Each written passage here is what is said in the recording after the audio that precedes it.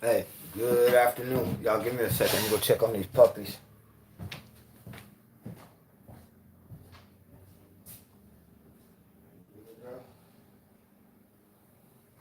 Girl.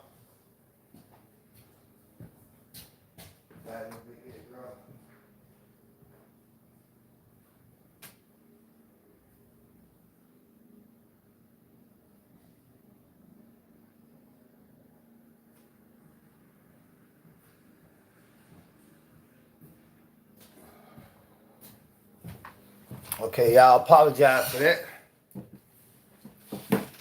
How y'all doing this evening? Good afternoon, everybody. How you all doing? This your boy Rob Thomas Jr. and this is the real news behind the news. Oh yeah, today is Thursday, March 26, 2020, and as I speak right now, we have nobody watching. I guess a lot of people are busy. We're not going to too much just stall because I know eventually I'll have one or two people come in. And if you all are tuning into this video a little bit later, always remember, please help us out, get our algorithms up by hitting the like button. If you like this video, then also help us, get the message spread, um, by sharing this page. We thank you all for tuning in with us today. Y'all know what we do here at the Real News Behind the News. We just come with a different view of what we're being told by the mainstream media because we know for a fact that the mainstream media lies to us on a daily basis. We know for a fact that our government here in America uses our mainstream media as their propaganda mouthpiece. So what we do here at the Real News Behind the News is we're not reporters of the news.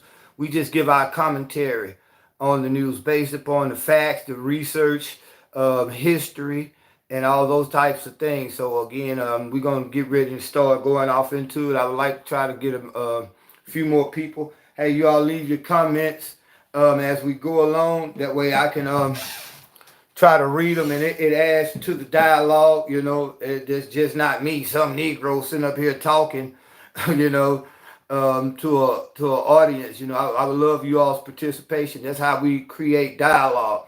Mostly what I do is to create dialogue. If you all follow us on Facebook, you'll see I say some of the most shocking things that a person could ever say on Facebook. Just so happened that recently they blocked me to the 18th of April. But I say some of the most shocking things on Facebook, and it's designed and intentionally delivered in a way to create dialogue between people. Because what we're dealing with now is a bunch of soft people here, especially in America, who really can't handle the truth. That's why people always tell you, you can't judge me. I mean, telling the truth ain't judging. When people say, you can't judge me, that's just another way for them to say, shut up and let me sin in peace. Now, hey, good afternoon, Brother Dak. Hey, thanks for joining us, man. How you doing this afternoon? Well, where about you from, Dak? Because we're finna get deep off into this subject. We're gonna tell you how you are being basically programmed to accept more violations of your constitutional rights. Yeah, they're using this pandemic to basically strip away more and more of your personal liberties and freedom. We're gonna talk a little bit about that. We got a couple of subjects that we're gonna talk about. I'm gonna get right off into it. Since we got at least two people watching live. Again, we thank y'all for hitting that like button. If you just joined and hit that like button, that way we can get the algorithms up. Because you got to realize YouTube kind of buried my channel down below thousands of channels because they don't really want to hear this type of message coming out because it contradicts what you're being told on the television. Now, we got a couple of stories, but first of all, let me give you all the latest updated numbers as far as this COVID-19 virus. As of approximately about an hour ago, we're just going to say an hour ago, around the world, you have had 482,800 reported cases of COVID-19 virus. You have had 26,000 deaths around the world. Keep in mind, this is just pretty much in a 3-month period. The 3 months that they've been reporting on this virus. It's not saying how long it's been going before they started reporting in January. Let me see my brother say. That means Detroit. Okay, my name. Okay, all right. Yes, sir. Detroit is up in the house. But going back to what I'm saying, now, again, around the world, you have had 482,800 cases of this virus reported. As far as around the world, you have had 26,896 deaths. That's gonna probably the deaths you're probably gonna rise by maybe. I'm gonna just be conservative and say at least 500 more deaths before this time tomorrow, within the 24 hours. That's just around the world. Now here in the United States, think about this. Just last 3 weeks ago, we were not even thinking about this virus, but here we have in the United States. I think it's at least 6,000 reported. Hold on, let me go back and look at that again. But we have had at least 900 deaths just in the last 2 weeks alone from this virus. I want to make sure that my numbers are right. I'm thinking it's 46,000 cases around the United States. And our first story that we're going to bring to you all is coming from here in Louisiana. Like I told you, we on a mandatory pretty much in-home lockdown. After 5 o'clock this evening, everybody's supposed to be inside, but we see that's not happening here in Louisiana. And one of the reasons why it's not happening is because they're really not enforcing it here. You know what I'm saying? Like talking about, like they were doing in China. But what we're having here in Louisiana is we have Mardi Gras every year. Hey, what's up, brother Anthony? How you doing? Good that you chime in, my brother. But what we have here in Louisiana is Mardi Gras in New Orleans. Now, New Orleans is on pace to become the next epicenter here in the United States, behind New York. I think New York, as of right now, has 25,000 reported cases. Do y'all realize in New York, this is another story we're going to talk about, it's getting so bad that the morgues are pretty much full. They got at some 1 or 2 hospitals, from what I'm hearing in New York, they have refrigerated trucks outside the hospital because they're bringing bodies out just like that. So the first story we're going to talk about is New Orleans. How New Orleans can be considered pretty much the next epicenter in this thing. Y'all hold on, let me find this article. Y'all know we the broke version of the news, but we telling y'all what they're really not telling us in the mainstream news here. Let me find this real quick. Let me shut up and find this. It's kind of crazy what's going on, because actually now hospitals around the country are saying that they have pretty much given up to the point they are going to do the do not resuscitate as a matter of procedure now. You know, normally you have to have a family member to sign a waiver saying that the hospital is not to resuscitate their loved ones. I can't find this article. I just had it a moment ago. Y'all give me a second. I just had it. Yeah, it's talking about how New Orleans. Oh, I know how I can do it. I know how I can find it. Y'all give me just 1 second. Again, I'm trying to find this article, because here it affects us here in Louisiana big time. Yeah, here it is. Now here in Louisiana again, just 3 weeks ago, we had no cases. Most people didn't have a clue about this virus. Now here we are standing on the precipice of having our state known as the next epicenter. You have to realize, here in the state of Louisiana, there's only 4.6 million people. New York alone has double that. But per capita, the numbers in Louisiana are rising so exponentially that we're literally per capita, the second largest rising place in the country where this virus is spreading. I said that wrong, but forgive my grammar. But let me go ahead and read this story, because we ain't going to hold y'all too long. But New Orleans, this is coming from Reuters Foundation, one of your mainstream media sources. So you all take this for what it's worth if you live here in Louisiana. New Orleans emerges as next coronavirus epicenter, threatening the rest of the South. March 25th. New Orleans is on the track to become the next coronavirus epicenter in the United States, dimming hopes that less densely populated, warmer climate cities would escape the worst of the pandemic and that the summer months could see it wane. What they were saying, that they was hoping that as it gets hotter, because it gets hot as heck here in Louisiana, they was hoping that the heat will kill the virus. But the way the virus is spreading here in Louisiana, it kind of put end to those hopes. Now let me continue. The plight of New Orleans, with the world's highest growth rate in the coronavirus cases. Think about it. New Orleans, I've been researching for, sir. Well, hey, brother Anthony, hopefully if everything, hold on, let me see. Brother Anthony say as of 839 as of yesterday count in New Orleans. That's just in New Orleans. Here in Caddo Parish, we've got over 100-something cases from what I'm understanding here in Caddo Parish with a recent death not too long ago. But let me go ahead and finish reading this article. Keep bringing them comments. Okay.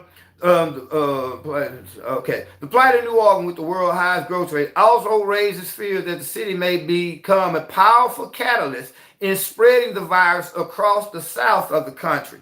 Authorities have warned the numbers of cases in New Orleans could overwhelm its hospitals by April 4th.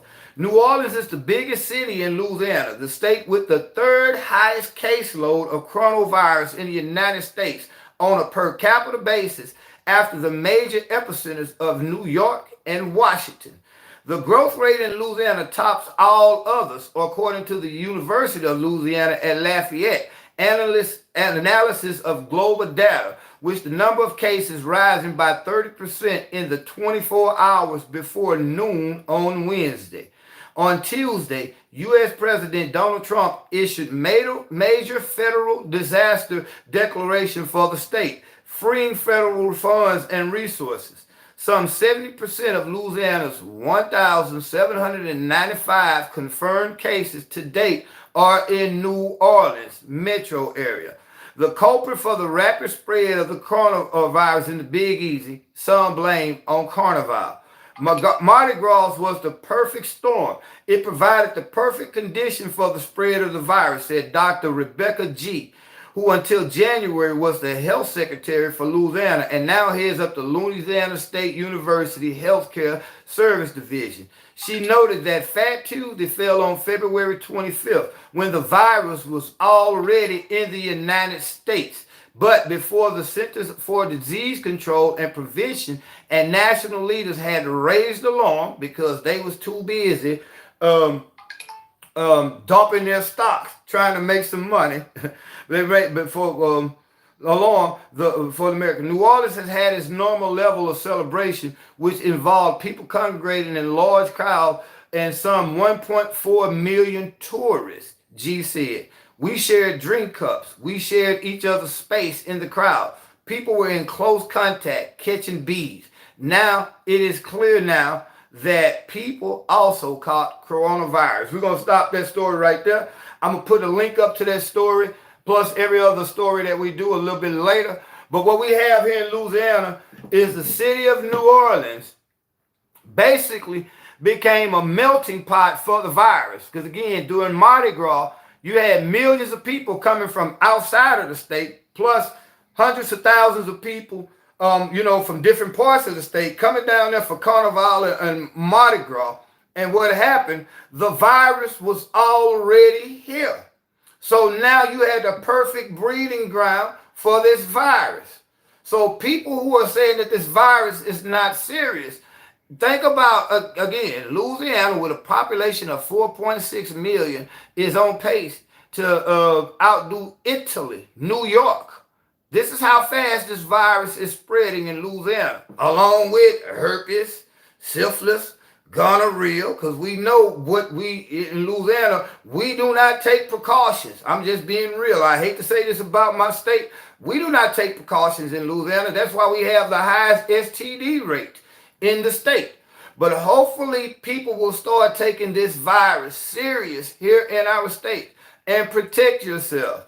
Now, I'm going to show you how serious it is to protect yourself, because hospitals across the country are now saying that they're in a position where they have to decide who lives and who dies. Think about this now. They're saying, I've been researching for us, okay?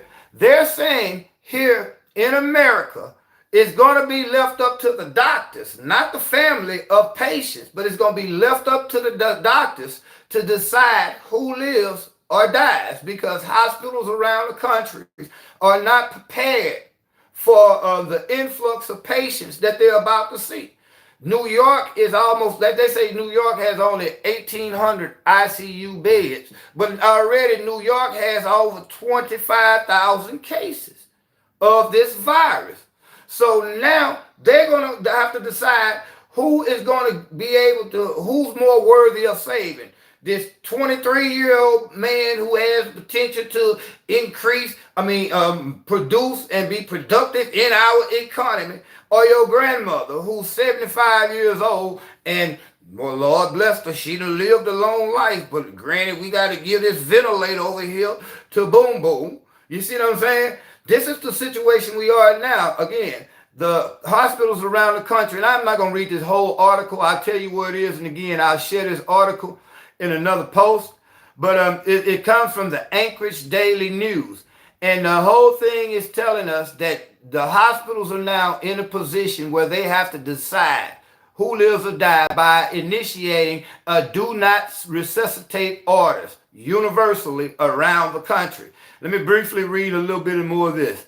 Hospitals on the front lines of the pandemic are engaged in a heated private debate over calculation few have encountered in their lifetime.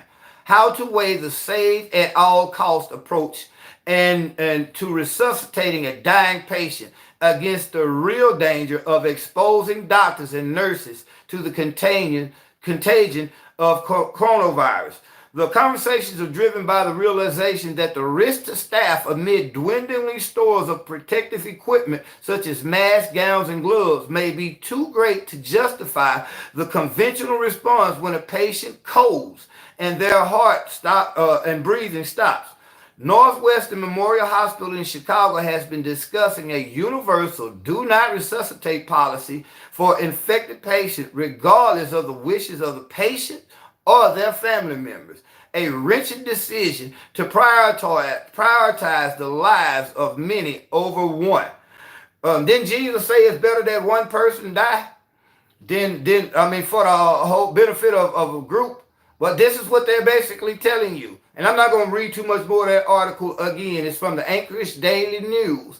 And I'll give them credit by posting the link to the articles in a regular post. Y'all check out our posts too sometimes, because we have a little bit more information. We tell a little bit more about shows, and we're going to start doing surveys of what you all want to talk about. But again, in this last article, and again, these articles that I'm bringing to you all, they're not new to us here at the Real News Behind News, because if you've been following us over the last 3-4 months, we've been blessed to tell you these things. Not like we're psychics or prophets or nothing, but the Creator gives us insight to what's really going on, because again, you'll never see the bigger picture looking at one piece of the puzzle. The Creator has blessed us over the last 3 months to be telling you these things that we are talking about right now on this video. It's just something that anybody with eyes to see and ears to hear can see and hear. But most of us are caught up in our mainstream media, because we here in America depend on it so much to give us the news. But no, they're giving you slanted, biased, and full of propaganda version of the news, because your news is controlled by your corporations, your pharmaceutical companies, your military industrial complex companies who create all these illegal wars. So you're being brainwashed daily by what we're seeing on the TV, what we're hearing on the radio, because the people who controls the airways and the television stations and the TV studios, they are controlled by the puppet masters, the corporations who pull their strings. So here you have now real life, backing up what we were saying. It was going to get to a point where they were going to start deciding who lives and dies. Now, let me ask y'all a question. We're going to deviate for a minute, but why is it that the greatest country on the planet of the earth, so-called America, cannot get testing for the people in masses when a country like South Korea literally is testing 15,000 people a day? Where is South Korea getting all these tests? And think about it. South Korea is right next to China. They had a major outbreak and South Korea shut it down without even really doing lockdowns. That's because South Korea didn't necessarily shut down, but they were the ones who initiated the drive-through testing. South Korea was the ones who initiated testing on a mass policy where they were testing and still are testing 10 to 15,000 people a day. Most of the people who they're reporting that has this virus in America only pretty much realized they had this virus once they started showing signs and symptoms. We're not getting tested on a mass scale. A country like the United States that touts all this money, all this great economy, should right now have mass testing centers around the country, especially here in Louisiana, New York. People should be driving up to drive-through testing centers. They should have outposts for testing, but we should have the resources to be able to test around this country 20,000 people a day. Why is that not happening? Our politicians are too busy worried about, with this stimulus package, giving money to the corporations, bailing them out, where again, a lot of y'all that's watching this video, a lot of us is not going to get a quarter. A lot of people are going to get checks, but the majority of the people are not going to get anything, but pretty much all the corporations are going to get billions upon billions of dollars. Now, we're going to keep going right on. Again, this is another article to emphasize what I'm saying. This is coming from the Herald Media, mailmedia.com. Which patients get the ventilators? Doctors may have tough choices ahead. This comes from Los Angeles, out of Los Angeles. It's a choice most doctors never thought they would have to make. Who lives and who dies? But in the coming weeks, if COVID-19 continues to surge, the decisions will be inevitable. The coronavirus will attack so many people's lungs that thousands could show up at hospitals gasping for air and will need to be hooked up to machines that breathe for them.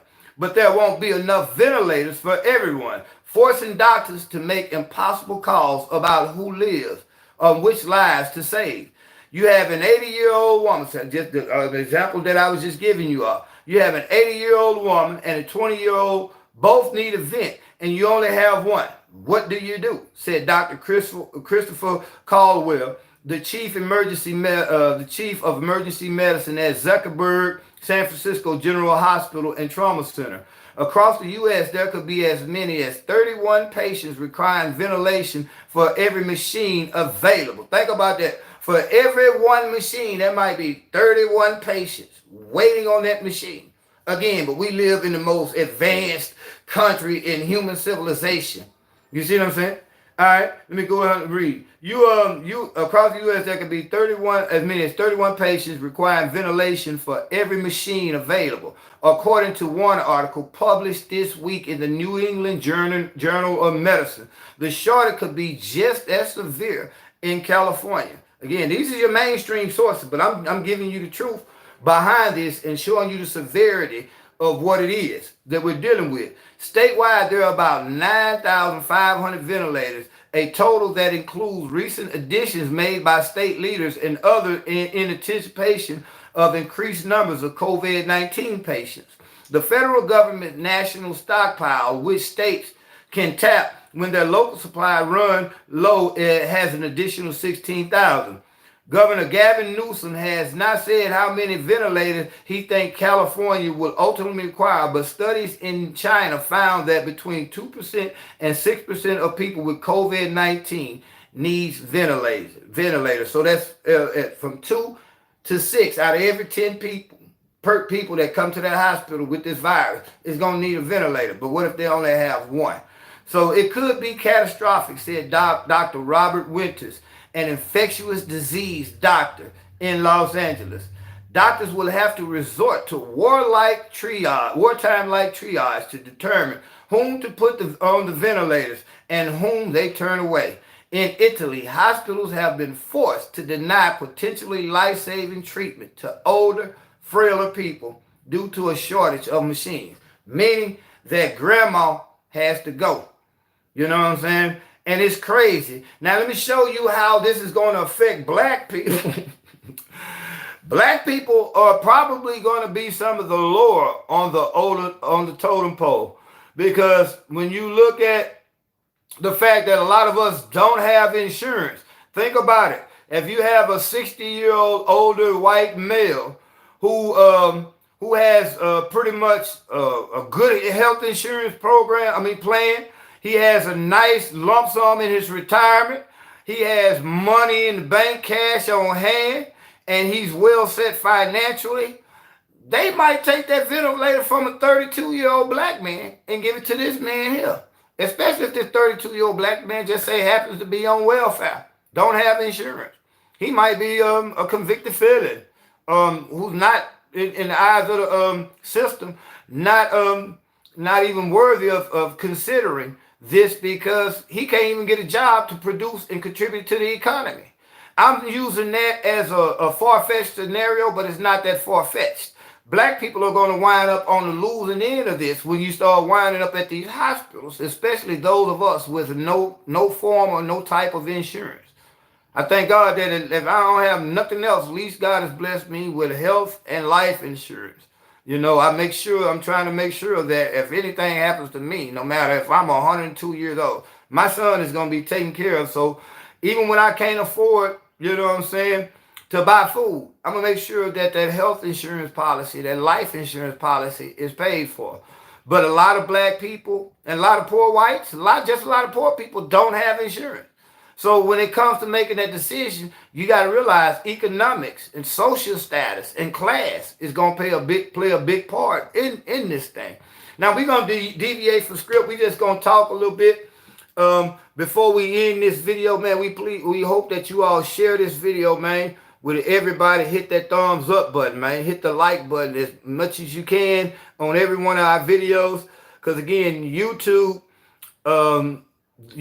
basically buries our channel in the algorithms, whereas other channels who want to bring you entertainment, you know what I'm saying, make you laugh, I don't have nothing against that, they get pushed up to the top. But people like myself who try to educate and inform our people are pushed to the bottom because they don't want us asking these type of questions. The mainstream media, the powers that be, whether you believe it's the Illuminati, the deep state, or crooked politicians, whoever controls the strings, do not want you to hear the message that a person like me is putting out, because I'm the kind of person, I question everything that's told to me. I teach my son to always ask questions. And what you have to look for when you watch the mainstream media is, what is it that they're not telling you? You see what I'm saying? It's easy to listen to what they're saying, but when you start asking questions, well, if this is the case, why isn't this? You see what I'm saying? Then you do your research based upon the facts from all points of view, all facts. Because even though I don't agree with the mainstream media, sometimes they have a lot of facts that I have to take into consideration when I'm doing my research. But you always question them. What is it that they're not telling us about this virus? You see what I'm saying? What is it that they're not telling us about this stimulus bill? They have not released the bill to the public, and I'll put the article up to that. They have not released the bill to the public, but once the public realizes that 2/3 of the average Americans, the people who are on SSI, the people who are on disability, the people who are on food stamps, and the people who are just like freelancers such as myself that just struggle from day to day, you know, taking jobs that help provide for the family, but don't make enough to file taxes or don't file taxes. Guess what? You're not getting nothing. But guess who's getting the major lump of that? I think it's only like about 600 billion scheduled to go out in refund checks. They're scattered amongst maybe 30, 40 million people. Then you got corporations getting over $1.5 trillion. And these corporations, there's no guarantee that they're going to hire their employees back. There's no guarantee they're trying to put language in the legislation, whereas they cannot buy back their stocks. But you can rest assured, these corporations and the CEOs of these corporations are going to run off like fat cats. While people like myself is going to have to continue to run out here, man, and violate the curfew, maybe because I have to cut a yard or something to buy a package of meat because they're locking us down here in Louisiana and around the world. There's another article I was going to do, but I'm going to get ready to end this video. Around the world, there's 3 billion people on lockdown.